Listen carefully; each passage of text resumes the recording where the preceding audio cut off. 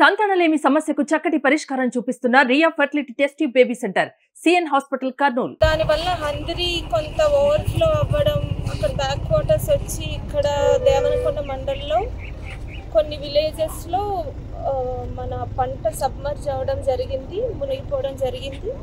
అయితే వర్షం తగ్గడం, బ్యాక్ వాటర్స్ రిసీడ్ అవ్వడంతో చాలా వరకు పంట ఇప్పుడు అయితే డ్యామేజ్ అయితే రిపోర్ట్ అవ్వలేదు. బట్ తడవడం వల్ల ఎలాగ పంట మొలక ఎత్తి ఉంది, ఇప్పుడు తడిసింది కాబట్టి దాని పరిస్థితి ఏంటి అనేది కూడా మనం చూస్తాము. అయితే క్రాప్ బుకింగ్ ఇప్పటి వరకు 100% ఈ విలేజ్లో చేయడం జరిగింది. అండ్ మేజర్గా చిల్లీ, అనియన్ అండ్ కాటన్ ఎక్కువ ఉంది.